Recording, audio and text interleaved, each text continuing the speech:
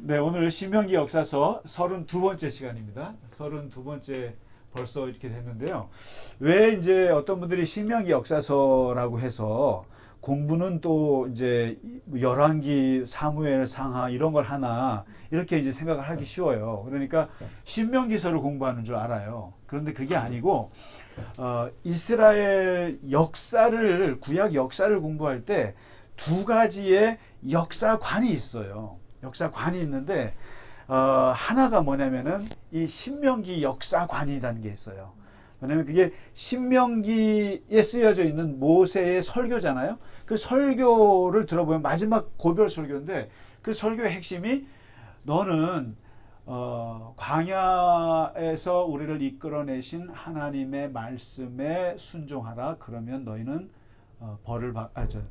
복을 받고 천대가 잘 되리라. 너희가 모든 일이 다 잘 될 거다. 그러나 하나님의 명령 토라 그 계명을 따르지 않으면 불순종하면 너희는 저주를 받고 온갖 벌을 받으면서 굉장히 고난을 당하리라.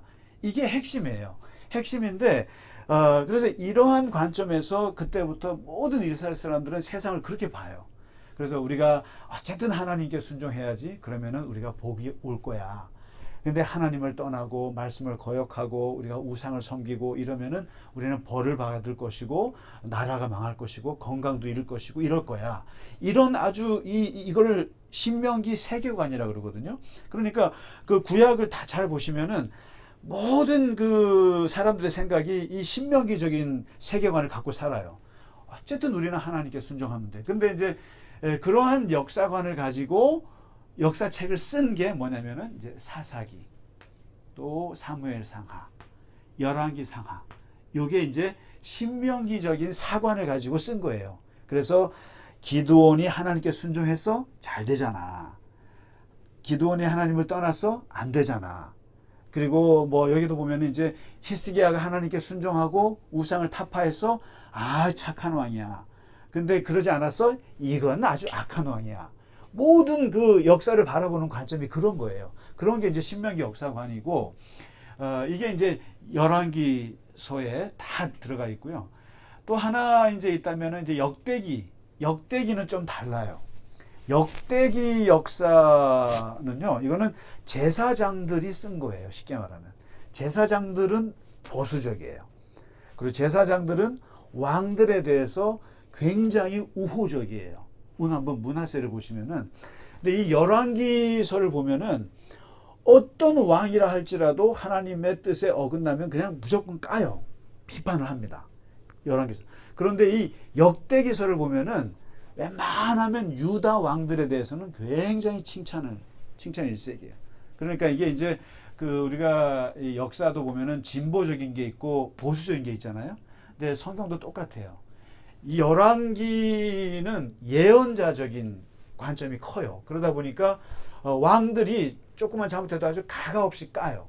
그런데 이 역대기는 제사장적인 거라 제사장은 보수적이잖아요. 성전에서 제사 드리고 그래서 왕들에 대해서 좀 우호적이에요. 못해도 좀 이렇게 덮어주게 이런 게 있는데 그래서 이제 이런 역사관이 성경에서 두 개가 이렇게 같이 흐르고 있다. 이제 이렇게 보는데 오늘 그 역사관을 가지고 누구를 보냐면은 므낫세라는 사람을 봐요.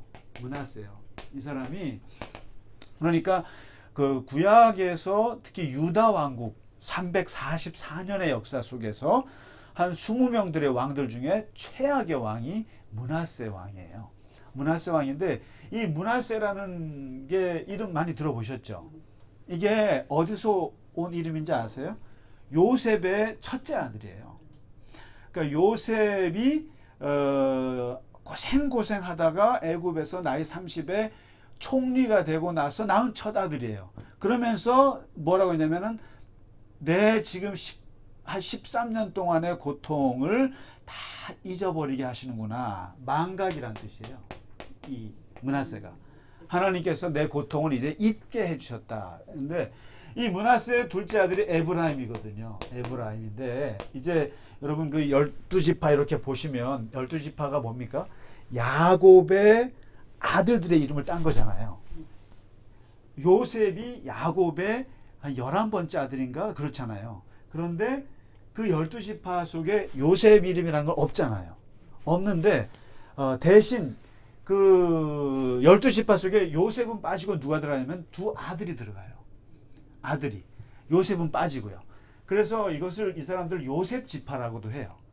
그래서 이제 그 보면 사사기 보면은 뭐 유다 지파, 베냐민 지파, 그다음에 뭐 수불론 지파 많잖아요. 그게 다 야곱의 12아들인데 요셉은 빠지고 므낫세하고 에브라임이 집어넣어서 이게 있죠. 그래서 이 므낫세 지파 크죠. 아무튼 근데 이 므낫세 지파 이름을 따서 이 왕의 이름이 므낫세를 했는데 이 므낫세가 누구 아들이냐면은 히스기야 왕의 아들이에요. 히스기야 왕의 아들인데 히스기야가 29년 하면서 나이 40세쯤에 병이 걸려가지고 이제 죽게 됐는데 하나님이 기도해서 낫게 했잖아요.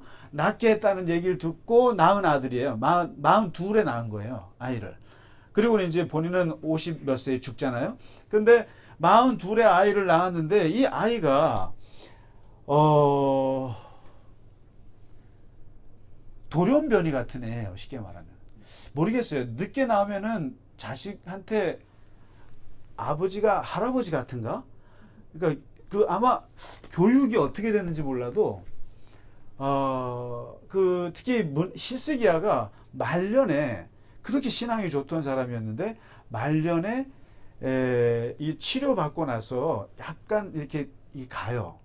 히스기야가 교만도 하고 그리고 이게 정세 판단도 제대로 못해. 그래가지고 바벨론 사신들이 왔을 때 막 다 보여줬잖아요. 그래가지고 이사야가 120년 후에 나라가 망할 거다라고 예언을 받게 되는 그럴 때 낳은 아들인데 이 므낫세가 이제 아버지가 죽고 나서 12살 때 왕이 돼요. 12살 때 왕이 되는데 이제 초기에는 아버지가 이렇게 섭정을 했어요. 10년 동안 섭정하다가 이제 아버지가 죽고 나서 무려 55년을 해요. 이 므낫세가요. 그러니까 유다 왕들 중에 최장 집권 왕이에요. 55년 하는데 문제는 이 사람이 잘하면 괜찮은데 완전히 아버지가 히스기야가 일어났던 그 종교개혁, 우상타파 그리고 하나님에 대한 그런 그 신앙을 다 뒤집어요. 다 뒤집는데 어떻게 뒤집냐면은 그 첫 번째 이제 보세요. 기가 막혀요. 이 사람이요. 아버지가 헐어버렸던 산당들을 다 다시 지어요. 산당들이라기 뭐냐면은 쉽게 말하면은 이제 우상을 섬기는 곳곳에 마치 그 대리점 같은 거죠. 그러니까 뭐랄까 가맹점 같은 그냥 곳곳에 그냥 지역에 분산해 놓은 그런 산당 이런 산당들을 엄청 많은데 그걸 다 부숴놨는데 다시 또 다 지어요. 다 짓고 그리고 바알을 다시 섬기고 그 다음에 바알의 부인 아세라 상을 또 다시 하고 그리고 1월 성신 뭡니까? 해와 달과 별. 어제 뭐 개길식 보셨어요? 예, 뭐 우리 집사님 뭐 이렇게 띄우셨던데 뭐 이런 거를 이제 섬기는 거죠. 다 이게 섬기고 그러면서 다시 우상 숭배의 문화를 전국화시키기 시작하는 거죠. 이렇게 므낫세가요. 그러면서 이제 결정적으로 이것도 심각한데 되게 심각한 게 뭐냐면은 이거예요. 인신제사. 나는 이걸 왜 하는지 모르겠어요. 인신제사를. 그러니까 이 인신제사, 그러니까 아이들을 이게 인신제사가 그 아브라함이 이삭을 바칠 때 아브라함아 건들지 마라. 이게 뭐냐면은 야훼 하나님은 인신제사를 그치겠다는 뜻이에요. 그게요. 그러니까 그 시대에 인신제사가 많이 있었어요. 그런데 성경의 하나님은 나는 더 이상 인신제사를 받지 않겠다라고 하는 일종의 선언이고 그때부터 사실은 뭐로 바뀌냐면 동물로 바뀌어요. 동물로 바뀌는데 이 동물도 구약이 끝나고 신약 기독교로 오면서 동물도 없어져요. 그러니까 우리가 하나님께 바치는 게 뭘 바치면 돈 바치는 거 이제는요. 그러니까 수요에 말해서 옛날에는 사람을 바쳤고 그 다음에 온 게 동물을 바치고 동물도 이제 없어지고 우리가 할 수 있는 헌금 물질이나 뭐 다른 거, 내 몸이 하나님 뭐 제물입니다. 이런 식으로 그냥 저기 내면화돼 버렸죠. 그러니까 지금은 이렇게 하는데 이 인신제사라고 하는 것이 막 자식을 바치고 그러는 거예요. 인신공양인 거죠, 이게. 이게 너무너무 나쁘죠. 저는 이게 그다음에 그리고 심지어는 자기 아들을 여기다 또 바쳤어요. 그 미친 왕이죠. 이게 자기 아들까지 바치는 거죠. 그러니까 그 당시에도 이해할 수 없는 문화예요, 이게요. 그다음에 이거 세 번째, 이게 되게 심각한데 점치는 거 있죠. 그다음에 사술, 그다음에 신접한 사람들, 무당들 있죠. 신접자들을, 이 사람들을 자기의 멘토로 삼았다라는 거예요. 이게 므낫세가. 이게 완전히 질 떨어지는 거죠. 그러니까 뭐냐면 적어도 히스기야는 멘토가 누구냐면 이사야예요. 그다음에 이제 다음에 보시면 요시야 같은 경우는 멘토가 예레미야예요. 그다음에 스바냐예요. 스바냐 같은 선지자예요. 적어도 그 이전의 왕들은 보면은 엘리사를 멘토로 하거나 엘리야를 멘토로 하거나, 그리고 다윗 같은 경우는 나단이에요. 이게 뭐냐면 급이 달라요. 기본적으로 이 선지자들은 국제 감각이 있는 사람들이고 세상 정세 돌아가는 걸 되게 합리적으로 아는 사람들이에요, 이 사람들은. 그런데 이 사수라는 사람들, 점치는 사람들, 신접한 소위 말하는 무당, 이게 무속을 갖고 있는 사람들을 멘토로 한 왕이 므낫세예요. 근데 세상 역사 속에서 이런 무속 신앙을 가지고 있는 사람을 멘토로 하는 왕이나 대통령은 100% 망해요. 대표적으로 공민왕. 공민왕은 누구예요? 신돈 같은 허접 같은 그런 그 스님도 아니죠. 이런 사람들. 그 다음에 러시아가 왜 망했습니까? 제정 러시아 마지막 왕, 그 니콜라인가? 그 사람이 왜 망했어요? 러시아가 왜 스탈린에게 넘어갑니까? 이게 레닌 넘어갔잖아요. 왜 넘어가냐면 라스푸틴이라고 하는 사람 때문에 망한 거예요. 라스푸틴이 누구예요? 수도사고 예언자고 이런, 쉽게 말하면은 이런 사람이에요. 점쟁이 같은 사람인데 이 사람이 그 왕의 아들 황태자의 병을 고쳐줘요. 거기에 뿅 간 거예요. 왕비하고 둘이서.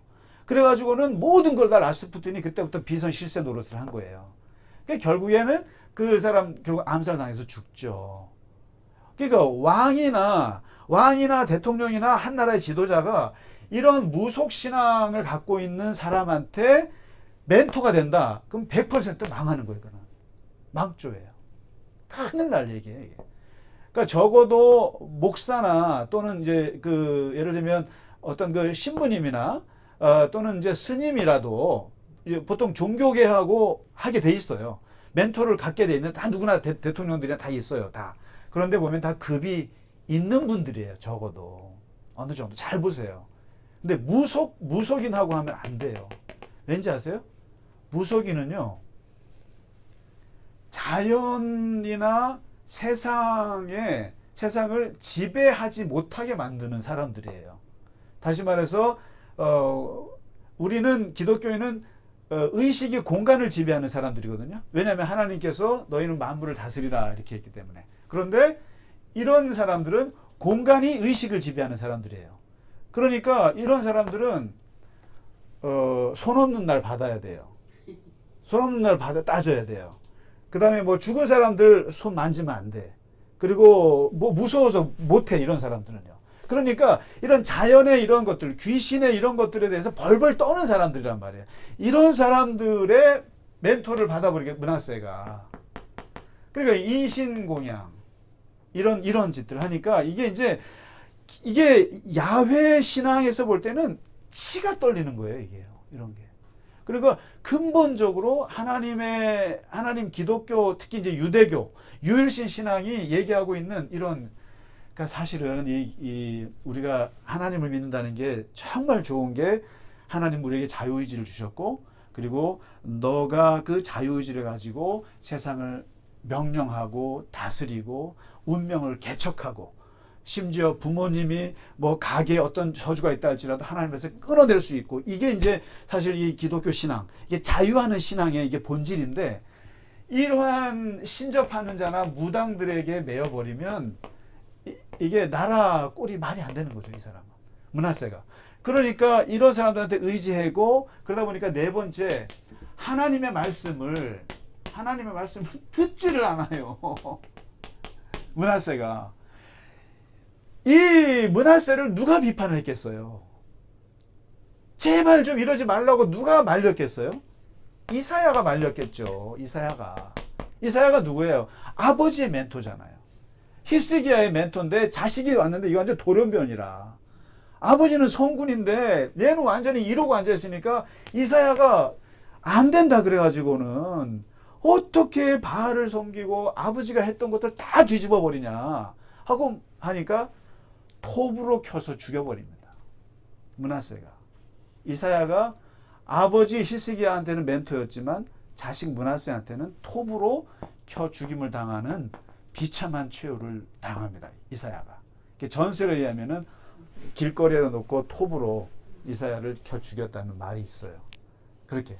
그러니까 이런 거예요. 이게 무속에 빠졌을 때 이 왕이 얼마나 하나님의 말씀을 듣겠어요? 그러니까 벌써 이사야는 급이 다른 사람이잖아요. 이 예언자, 이 사람은 왕족 출신이에요. 세상 돌아가는 거 다 알아요. 어떻게 돌아가는지 너무나 잘 알고, 그리고 하나님 앞에 어떻게 서야 되는지, 믿음이 무엇인지 그거를 히스기야한테 가르쳤던 사람인데 이 말을 듣지 않으니, 거기다가 이러니 이 므낫세가 어떻게 하냐면 무죄한 자들을 너무 많이 학살을 했어요. 사람들을 너무 많이 죽였어요.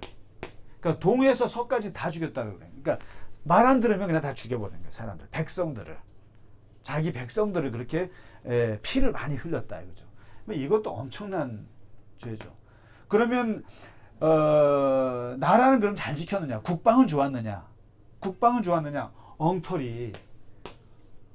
완전히 외교로는 완전히 엉터리가 돼가지고 그 당시 아수르 제국의 그 아수르 바니팔인가 그 제국의 왕이 자기에게 조공바치는 22개 국이 있어요. 조공바치는 그 22개 국에 이 므낫세가 들어가요. 이름이.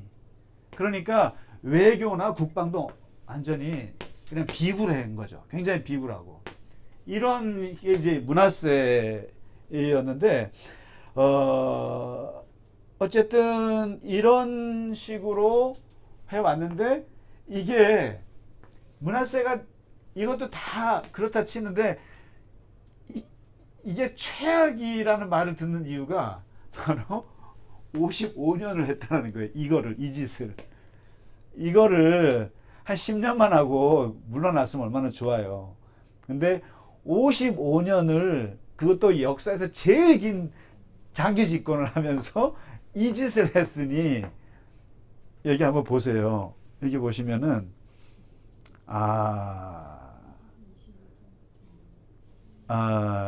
이게 이후로 므낫세가 죽고 나서 56년 만에 유다가 이제 문을 닫거든요. 역사의 문을 닫는데 그 유다가 망한 원인이 어디 있느냐?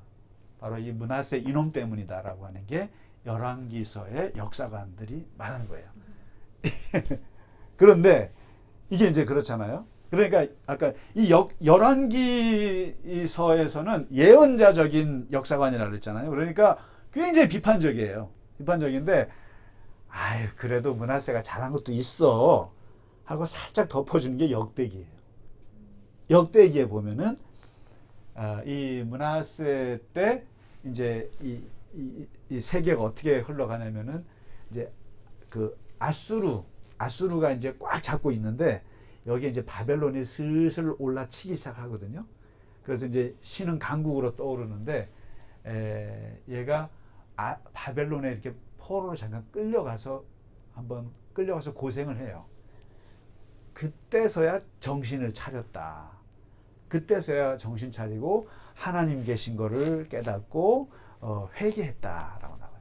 회개하고 돌아와서 저런 죄송합니다. 돌아와서는 이제 그때서야 좀 국방을 좀 강화하고 성전에 있던 우상들을 좀 제거했다라고 이제 이렇게 얘기를 해요. 그래서 이제 므낫세가 회개했다라는 얘기하는데 그러나 이거는 이제 역대기의 이야기예요. 역대기. 그러나 이 열왕기에서는 신명기 역사서에서는 이놈은 아주 나쁜 놈이에요. 나쁜 놈. 그래가지고 유다 멸망의 원인을 제공한 사람이다라고 봤는데 이제 므낫세가 어쨌든 55년 하고 죽고 나서 아들이 되는데 아몬이 돼요. 아몬이.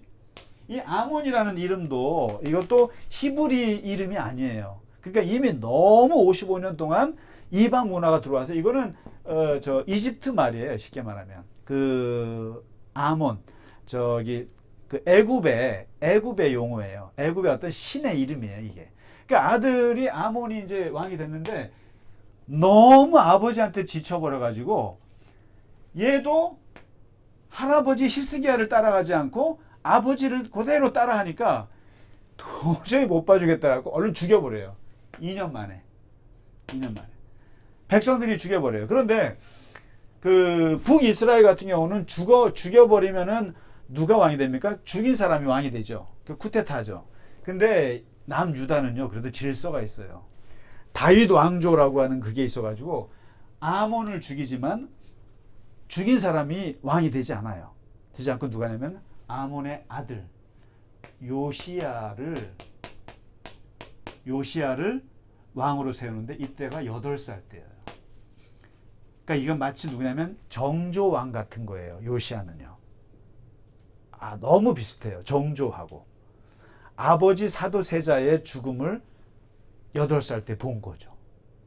아버지가 백성들에게 끌려가가지고 무참하게 죽는 꼴을 보고 그게 기억이 안 남겠어요? 8살이니까 알죠. 아버지 죽는 걸 보고 요시야는 8살에 왕이 됐는데 얼마나 무서웠겠어요. 그런데 이 요시야의 멘토가 누구냐면은 바로 예레미야와 스바냐가 있어요. 스바냐가 누굽니까? 스바냐서를 쓴 예언자인데 이 스바냐가 강조했던 거는 여호와의 날, 여호와의 심판. 스바냐를 한번 잘 보세요. 하나님의 심판이 있다. 근데 이 심판의 신앙을 이 어린 요시야에게 가르쳐 준 사람이 스바냐예요. 그러니까 이 요시야는 8살에 왕이 돼갖고 굉장히 무섭죠. 나도 자칫하면 죽겠구나. 이런 상황에서 공허분벌되는 스바냐로부터 하나님의 심판에 대한 신앙을 받아요. 어렸을 때 이런 심판 신앙을 들으면 사람이 경건해지죠. 그리고 항상 어떤 삶을 제대로 살죠. 그러면서 이제 그 교육을 받으면서 살다가 16살 때 왕이 된 지 8년 만에 나는 다윗이 섬겼던 하나님을 나의 하나님으로 섬기겠다라고 마음에 결심을 해요. 다윗의 하나님. 그래서 자기 모델이 있는 거죠. 그러니까 이 사람들은 다윗이 자기의 모델이고 또 다윗이 섬겼던 하나님을 자기의 하나님으로 모시겠다고 결심합니다. 쉽게 말하면 뭐라고 그럴까요? 이제 16살 나이에 세례를 받은 거죠. 쉽게 말하면. 세례를 받은 거죠. 마음의 세례를 받은 거죠. 하나님께 결심한 거죠. 입신한 거죠. 이게 이제. 그래갖고 결심을 합니다. 하나님의 신앙을 가지고 나는 살겠다라고 결심하고 20살에 이제 왕이 된 지 12년 되던 20살에 뭘 하냐면 이제부터 저걸 합니다. 그 유다와 예루살렘 전체를 깨끗하게 하는 개혁을 시작하는데요. 개혁이 어떻게 되냐면 그 비우는 개혁부터 먼저 비우는 개혁이 있고 채우는 개혁이 있는데 비우는 개혁이 뭐냐면은 우상들을 다 이제 비우기 시작합니다. 그 할아버지 므낫세가 만들어놨던 55년 동안 만들어놨던 산당과 아세라와 바알과 우상들을 쫙 제거하기 시작하죠. 제거하고 그 다음에 뭐 바알 제단을 헐고 그리고 태양상을 찍고 아세라 목상을 부서 다 버리고 그리고 제사장들을 다 죽여버리고 그리고 불사르고 그러면서 완전히 그 우상들을 제거하는 거예요. 근데 재밌는 게요. 이 바알 이거를 므낫세 같은 경우는 할아버지가 어떻게 했냐면은 이 성전에다가 또 세워놨어요. 이게 문제인 거예요. 이게 이제 뭐냐면 아예 우상을 섬길 거면은 그냥 저기 하나님 여호와를 버리고 성전을 그냥 무너뜨리고 하는 게 아니라 성전에다가 거기다 덧붙이는 거예요. 이렇게 거기다가 아세라도 보태는 거예요. 이게 더 문제예요, 사실은. 그러니까 하나님도 섬기면서 우상도 섬기고. 그래서 하나님이 우리한테 좋은 걸 주면 좋은 거고. 그러니까 어떻게 보면 보험 같은 거죠. 보험 같이. 그러니까 다 섬기는 거죠. 근데 이제 그 성전에 있던 것들을 다 제거하기 시작했고, 그러다가 26살 때 뭘 하게 되냐면은 그 성전을 청소를 좀 하자 하고 성전 수리를 시작해요. 성전 수리를 시작하는데 이게 55년 동안, 아니 57년 동안 성전이 어떻게 됐겠어요? 그러니까 생각해 보세요. 56년, 7년 동안 하나님을 섬기지 않았고 예배 제대로 못 드렸고 거기다가 아세라 박아놓고 바알 막 넣어놓고 온갖 그랬으니 얼마나 성전이 지저분하겠어요. 근데 거기를 성전을 수리를 하기 시작하는데 리모델링을 하는 거죠. 리모델링을 하다가 뭘 발견하게 되면 율법책을 발견해요. 율법책. 이게 뭘까요? 이게 모세오경을 말하는 거예요. 토라예요. 바로 창세기, 출애굽기, 레위기, 민수기, 신명기. 이걸 토라라고 그러는데 이스라엘 사람들은 모든 자신들의 삶의 기준이 되는 건 이 토라예요. 지금도 그렇고. 이 토라를 벗어나면 안 돼요. 그러니까 12살에 이제 애들 그 성인식 할 때 이제 나 성인 됐습니다라고 할 때 걔들이 해야 되는 게 토라를 외워야 되는 거예요. 그러니까 완전 외우게 하거든요. 근데 이 율법책을 발견한 거예요. 토라를. 발견하고 보니 이 토라의 핵심이 뭐예요? 신명기 역사관이죠. 하나님의 명령에 순종하면 복을 받고 불순종하면 벌을 받는다고 하는 이 신명기에서 이게 다 나와 있는 거죠. 이걸 보니까 여기서 요시야가 엄청난 깨달음을 얻게 되죠. 왜 할아버지 므낫세가 저런 짓을 했으며, 그래서 왜 우리가 조공을 바쳤으며, 그리고 왜 이렇게 고난을 겪게 되었는지를 이 율법책을 보고 알게 된 거예요. 하나님을 떠났구나. 떠나는 바람에 이렇게 됐구나라고. 그래서 막 울면서 회개합니다. 요시야가. 울면서 회개하면서 옷을 찢고 회개하면서 하나님의 진노가 엄청 크겠다. 그리고 그 토라에 보면 뭐가 나옵니까? 우상은 무조건 다 부숴라. 우상을 섬기면 안 된다라고 엄청나게 강조했는데 완전히 우상 덩어리잖아요. 그러니까 야, 심각하다. 그러면서 모든 백성들을 모아놓고 요시야가 언약식을 갖습니다. 언약식. 뭡니까? 하나님하고 다시 언약하자, 우리 하나님만을 섬기기로 다시 온 백성과 더불어 언약을 다시 하자. 이 위대한 일을 이제 펼쳐놓는 거죠. 그러면서 그 마음을 다해서 하나님께 순종하고 그 계명과 법도를 지키자. 그리고 이 책에 기록된 언약의 말씀을 이루자라고 전 국민에게 이제 선포하고 그렇게 하는 거죠. 이게 뭐 대대적인 종교 개혁을 한 거죠, 이게. 그러면서 세 번째 뭐냐면 유월절이 있었는데 보니까 출애굽기 보니까 유월절이라는 게 있었는데 이거를 지키라고 했는데 이걸 안 지켰네, 할아버지가. 하나도 안 지켰네. 그러면서 이 유월절을 다시 제정을 하고 하면 이게 뭡니까? 유월절이 이게 쉽게 말하면은 해방절이잖아요. 구원의 절이고 하나님이 우리를 애굽에서 구원해 준 해방절, 가장 이스라엘 사람들이 중요하게 생각하는 것이고 신앙적으로도 가장 중요한 것이 유월절이에요. 하나님이 유월 넘어가셨다. 죽음의 사자가 우리 집을 넘어가셨다. 다른 사람들은 다 죽었는데 우리는 넘어가셨다. 구원하셨다.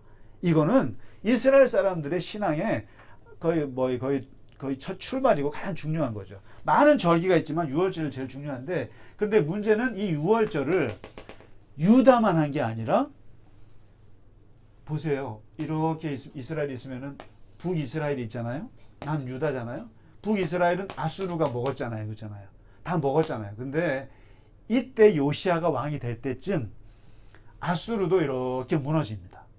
아수르도 이렇게 이제 뭐 그냥 추락하는 거예요. 그냥 계속 추락을 하고, 그 다음에 여기 이제 바벨론이 슬슬 치고 올라올 때예요.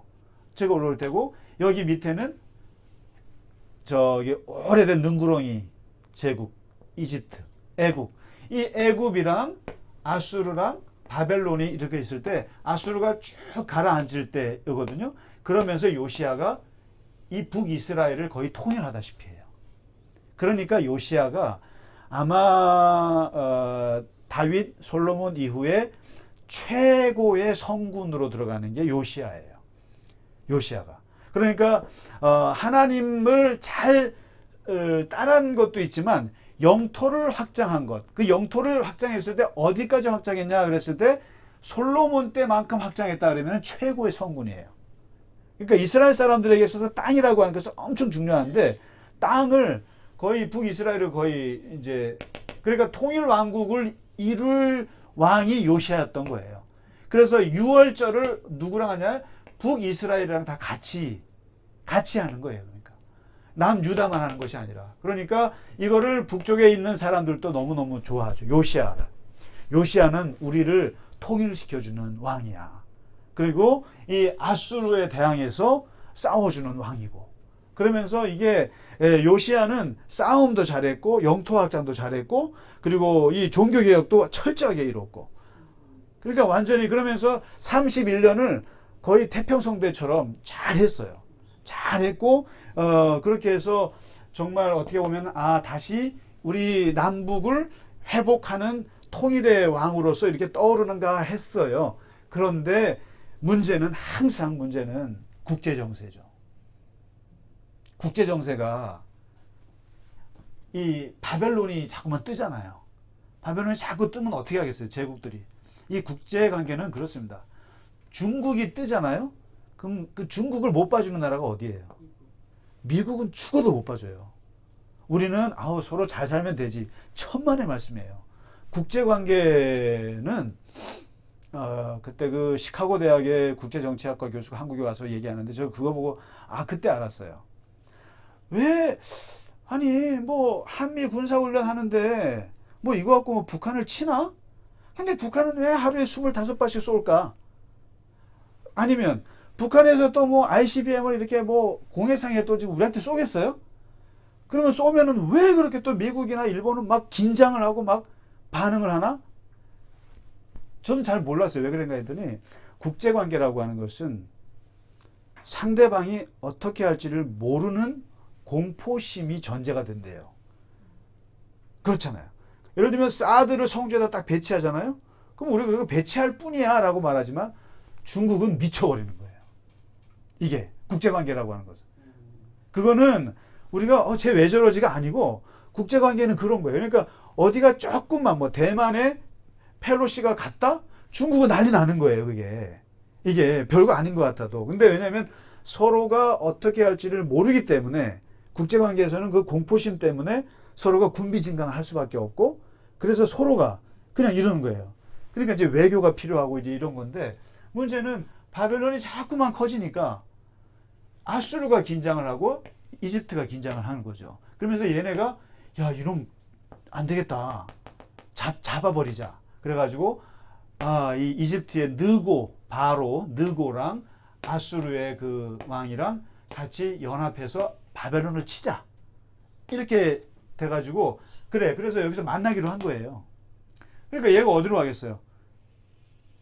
아수르로 올라가려면은 왕의 대로. 아시죠? 이스라엘 해변길 있잖아요. 그쪽 쭉 올라가야 되는 거예요. 올라가야 되는데 이 요시야가 가만히 있어요? 쉽게 말하면 이런 거죠. 일본이 명나라를 치려고 가야 되는데 어디로 가야 돼요? 조선을 지나가야 되잖아요. 근데 우리 길 좀 비켜줘. 그러면은 거기서 길 비켜줄 사람이 누가 있어요? 근데 요시야도 마찬가지. 요시야가 자기 나라를 건너가고 우리는 아수르랑 해서 바벨론 치러 갈 거야. 너네 치는 거 아니야. 제발 좀 싸우지 말자. 그런데 요시야가 막 덤비는 거예요. 어디서요? 무깃도에서. 무깃도라고 하는 게 되게 중요한데 무깃도가 이게 아마겟돈 들어보셨죠? 3차 대전은 아마겟돈에서 일어날 거다고. 근데 아마겟돈이 바로 이 무깃도예요. 무깃도가 나와요. 무깃도. 근데 요시야가 여기서 그냥 이집트 올라오면 안 돼 하고 막으로 갔다가 거기서 전사를 해요. 나이 39에. 그러니까 이게 한참 잘 나갈 왕인데 어떻게 보면은 남북을 다 통일하고 아수르 이제 무너지니까 이제 어느 정도 이렇게 자리를 잡아서 정말 괜찮아질 때인데 여기서 이걸 막다가 죽어요. 너무너무 슬픈 일이죠. 역사에 이런 일은 없어요. 그러니까 어떻게 보면은 남북이 갈라졌던 걸 통일해 갖고 이제는 진짜 정말 제대로 된 나라를 갖출 수 있는 대단한 성군인데 이 사람이 이 이집트 이거 막으러 나갔다가 죽었다. 너무 슬퍼갖고 예레미야 애가를 쓴 거예요. 요시야의 죽음을 놓고 너무 비통해서 쓴 게 예레미야 애가예요. 예레미야가 너무너무 슬퍼했어요. 요시야의 죽음을 놓고. 그런데 여기에는 바로 요시야의 슬프기도 하지만 요시야의 교만함도 있었어요. 사실은. 요시야가 사실은 이게 저는 지금 막 북한이랑 우리 막 이거 하면서 전쟁 날 것 같잖아요. 근데 전략적인 사고를 해야 돼요. 진짜로. 요시야가 이게 남북을 거의 통일하다시피 했죠. 그리고 아수르는 무너질 것 같죠. 그리고 자기는 지금 잘 나가죠.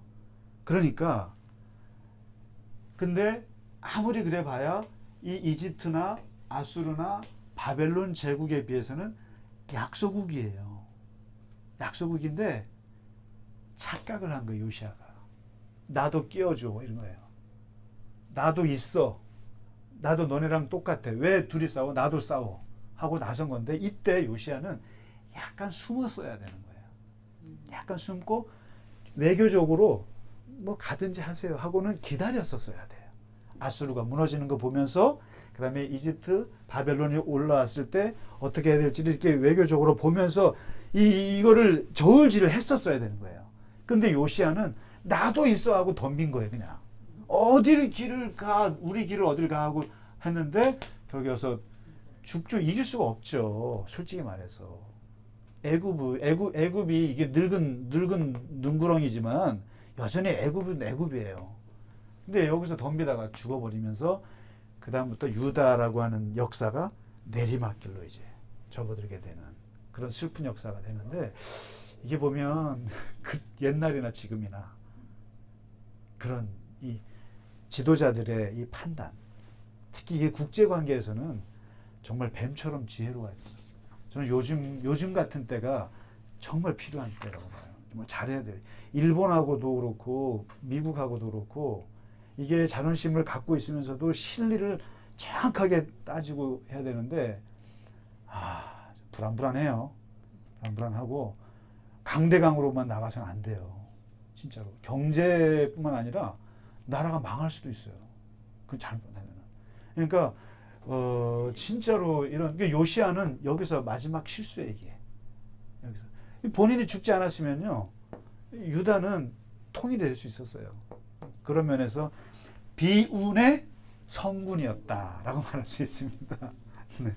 오늘 이렇게 해서 므낫세 왕과 이 요시야 최악의 폭군, 네, 최고의 성군, 네, 이 두 사람의 이야기를 같이 공부했습니다.